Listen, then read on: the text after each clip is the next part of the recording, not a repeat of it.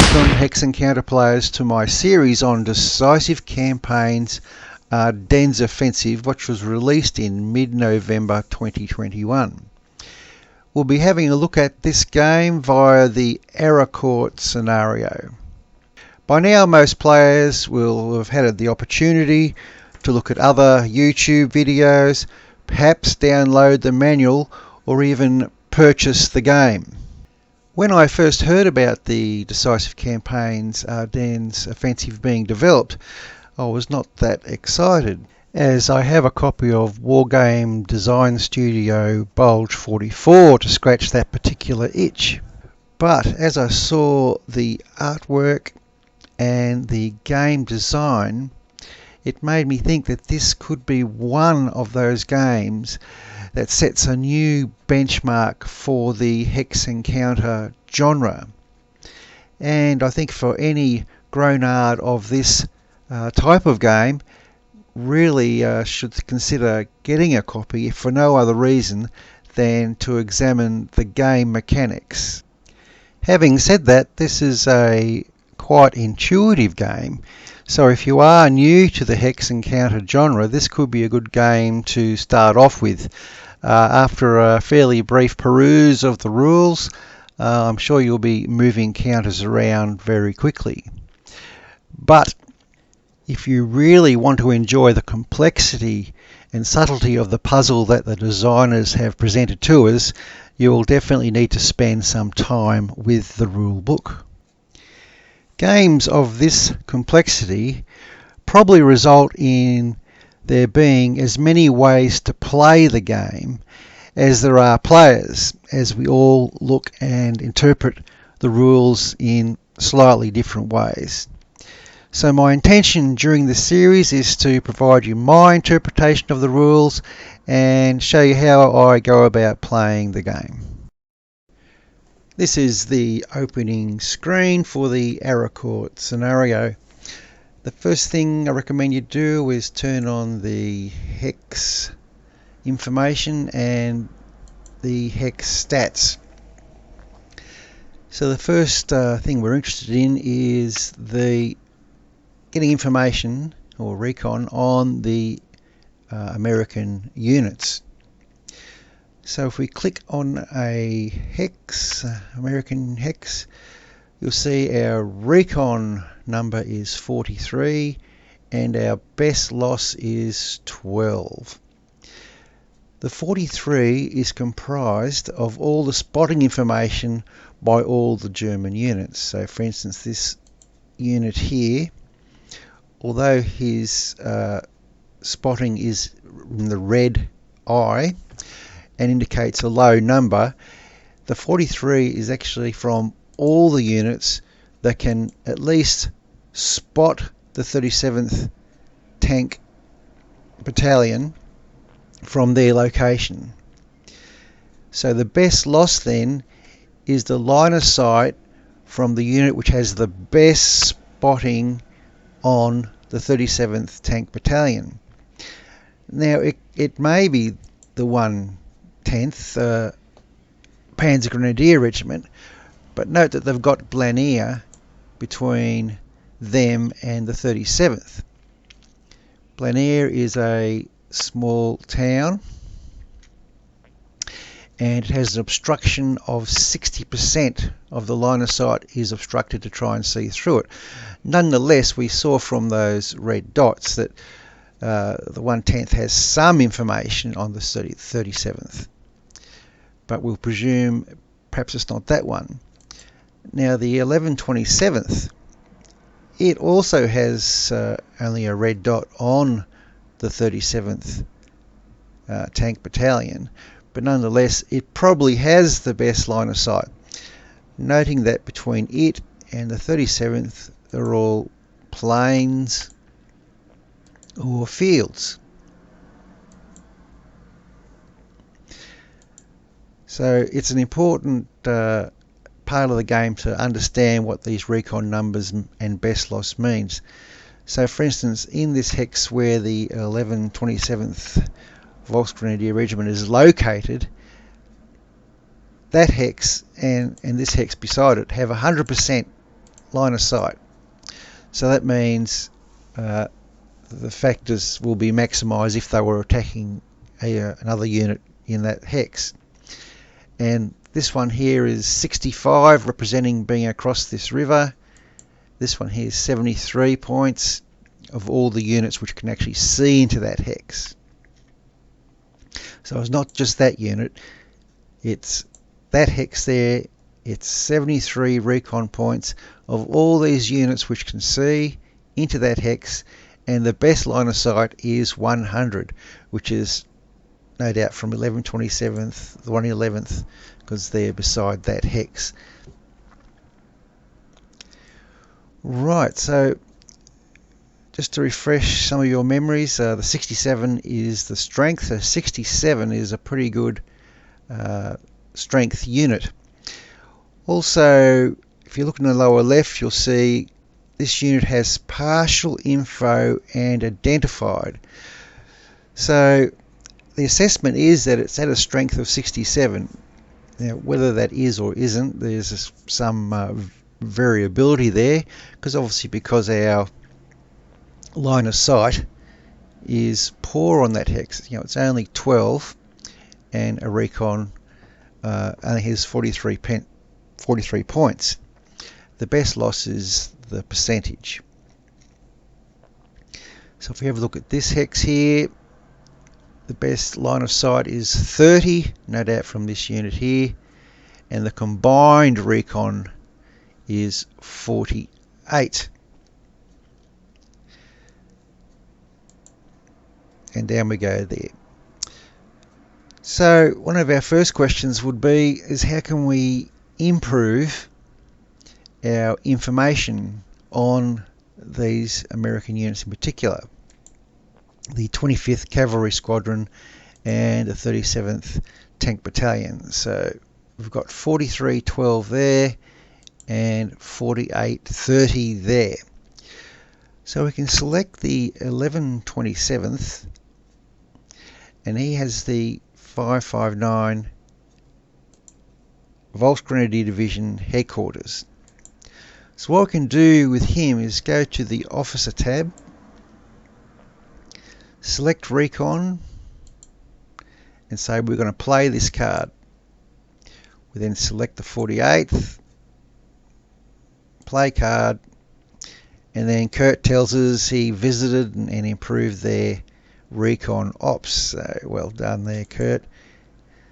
So we have a look into this hex again, and we can see now his recon has jumped to 65.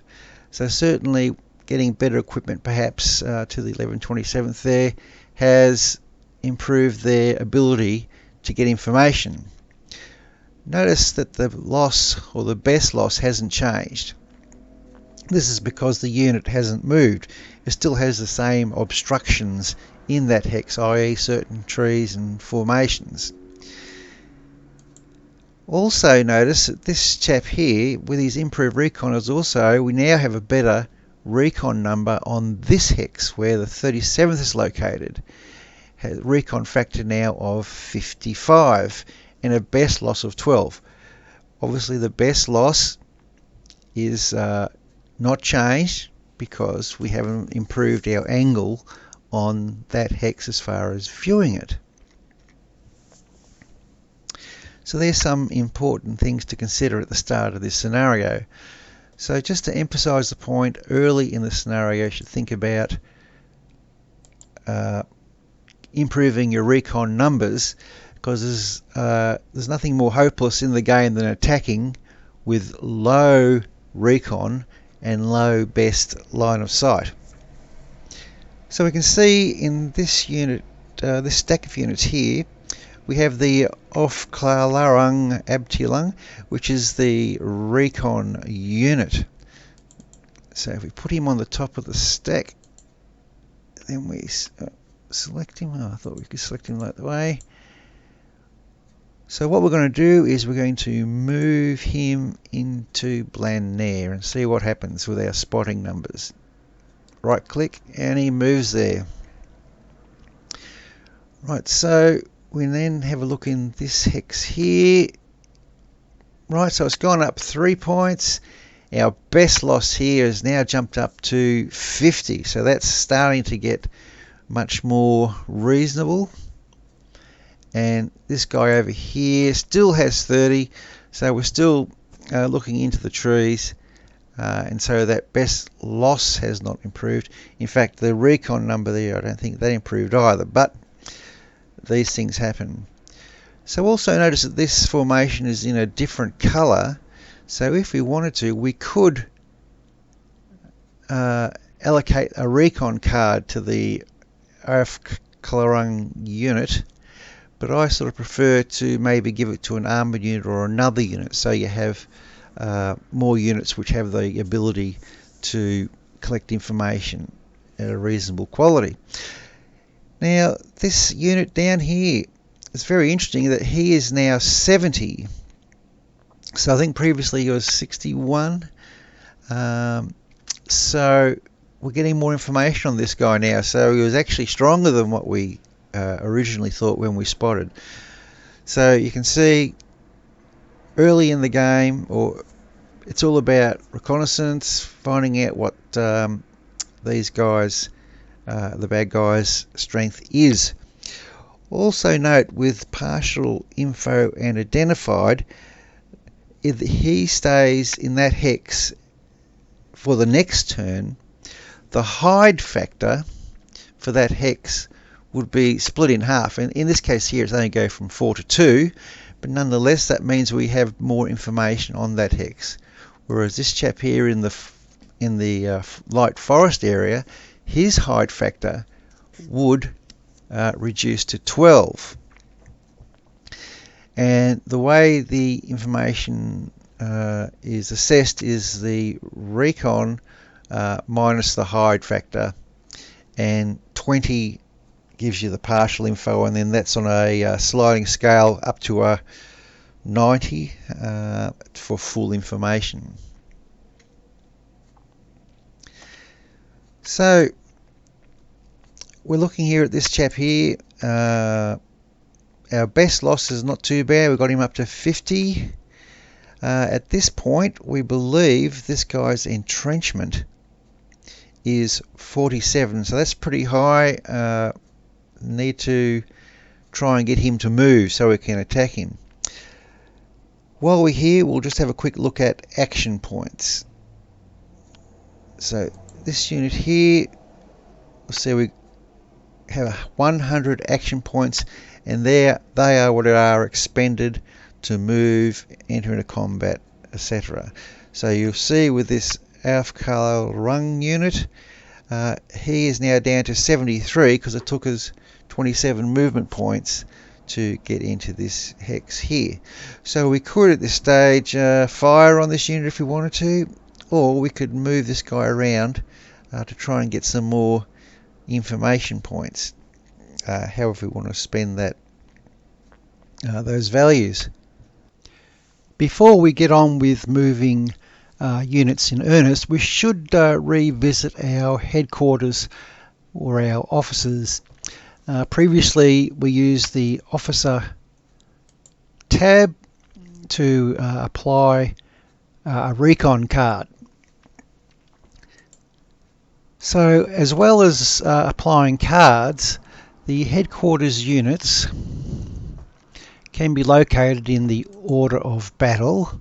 So here you see 11 Panzer and all its subunits, of which it can apply cards, and also it applies morale and other combat modifiers. In the lower left of each unit, in the unit statistics, the second icon stands for headquarters power. So it's important, if we can, to keep our units within range of the headquarters so we get maximum effect of the leadership that the headquarters provides. This is more important for the German player because the Volksgrenadier units really had low experience pretty low morale, and so really needed the influence of their headquarters to keep them in some sort of effective fighting shape. Now if we scroll our map here of our record across a little bit, you'll see this 1125th Volksgrenadier Regiment. He has a headquarter power of 80, and this is because he is 6 hexes away from actually it's much more than 6 hexes away. He's 1, 2, 3, 4, 5, 6, 7, 8, 9 hexes away from the headquarters. So as the German player, you'll often be referring to the order of battle just to figure out where your units are and what range they are. So with the Volksies, try and keep them within the 100% range of their headquarters if you can, to get those benefits, because they are quite fragile as units, whereas the American units at this stage of the war were quite robust, experienced, had superior communications, and at least equal equipment, you say, generally across the board. I appreciate 1-for-1 on tanks would be some difference, etc., but no doubt the Allies' logistical chain, etc., was giving them considerable superiority, not to mention air power and all the rest of it. So keep that in mind with your officers, and I believe you can go to preferences, map, HQ power range. And preferences again, so there we go for the 559 Volksgrenadier Division. So the areas with the green, obviously 100% power, 80% power and lesser as we go along. So if we go to 11th Panzer, so there's an excellent way of checking your units for the effects of HQ power. So we'll turn that off. Map, HQ preferences. I think that's useful when you're checking that particular factor, maybe at the end of your turn, but during play I would prefer to have it off. Oops. Click that there. There we go. So just before we do start moving, as I mentioned, I think it's worthwhile having a quick discussion on strategy. So as you can see, the bulk of our force is located in the north of the map, and we're basically heading south towards Juvisy, Lizay, Chanry, Juvrecourt, etc. So the map provides these very nice contour lines which gives us these hill features. Now, I'm sure anyone who's been in the military will know the most common thing you have to do is take that hill. So that is what you should consider doing with your overall strategy, is take that hill. Obviously the important roads and towns are located in the valleys, but the first thing you need to do is get eyes onto those locations. So it's almost like a small version of the Pacific campaign with the island hopping, but instead we do some ridge hopping. This ridge where the 25th Cavalry Squadron is currently located is a great example of that. Obviously our guys here, our Volksies, the first thing we want them to do is to push this guy away, take over this ridge and get eyes on Lizay, Chanray, etc. And that is the overall theme for the German offensive, to get eyes onto the various victory locations, which is where all the flags currently are located. You see there 10 victory locations, 10 victory points, I should say. This one's obviously in German control, 2 points, 3 points. And away we go. In fact, Araucourt is further down here to the left. And he's only 10 points as well, so there you go. This ridgeline here is quite famous and is depicted in many games, which features this Araucourt battle. In fact, Operational Art of War 4 has it. But back to our game here. So this is basically going to be our strategy. Take the high ground, eyes on the victory locations, and then blast them out. Right, so let's start moving a couple of units and I'll give you a few ideas. So we've identified the 37th Tank Battalion. We know it's a pretty powerful unit. It's 71. That packs a fair bit of punch, so we can't just go charging in willy-nilly. So for a decent attack against an armoured unit, one of our assets is our 88s. So we have 12 88mm flak guns, which were a very famous item during the war for its particularly anti-tank capability and particularly early in the war. So it has an excellent anti-hard factors of attack 164 and 329 on defence. And another thing to note, it has a range of 3, which is very handy. In fact, I think a lot of the US units only had a range of 2 with the tanks, but we can check that later on. But the problem with the range is that the effect dissipates with distance. However, from our perspective, just getting the American units to move and retreat is a win in its own right. We don't need to annihilate them totally first up, but getting them to move out of their defensive position often is your first step. As I mentioned earlier, entrenchment is a real factor in this game, particularly when you're trying to throw mortars and artillery around. We'd much rather catch the enemy units out in the open while they're moving, and particularly infantry while they're moving. When they're in entrenchments, or in forest, or in favourable terrain, they can be really problematic to dig out. There is a concept in the game called intercept fire, which we'll speak about later on as well. But what I'm going to do is grab this unit, move, and I'll move him into Blenheim. Right, so let's see if this has changed the factors in here.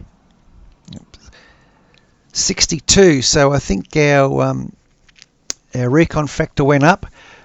So we'll go to the officer cards and we'll give our 88mm the recon card. So if you've got a long range weapon like the 88, it might pay it to have better eyes. So we'll play the card. We'll give it to the 23rd 277 flak. Play card. Get on your vend. Press, and there we go. So what has happened? Okay, so all of a sudden, we've gone up to 67. The best lost hasn't changed. Once again, because we haven't improved our loss line of sight from when the recce unit went in there earlier on. So if we go stack, see, there's our recce unit there. So with that in mind, what we might do is we'll grab our other 88, move him down to there. We will then select this one here and we will go for a ranged attack. So we'll select our 288s and see if we can do any damage. I'm not sure. These are all our stats. He's got 40% entrenchment modifier, experience as well, as I mentioned. So we'll give that a go and we'll see what happens.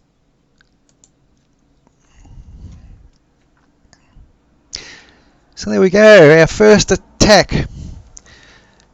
So the defenders, we'll do the defenders first. They lost an M475, 1 killed and 1 retreated from the battlefield. So that's a plus.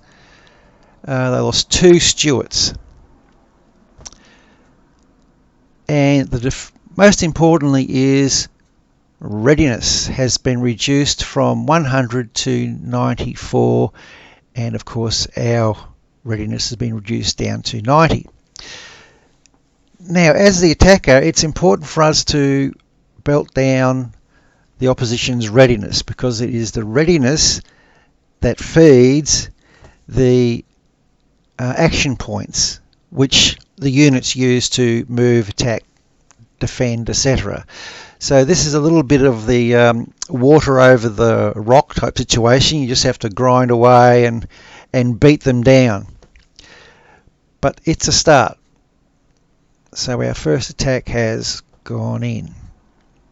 So you can use this detail, which I personally like, or you can just go for a graphic, which is quite a good summary there. You can see the one vehicle there has been destroyed, 2 retreated. Okay. Here we are a little bit later in the scenario. Now, if you want to really understand the combat report, I recommend you go to Preferences, under General, and turn off Auto Combat.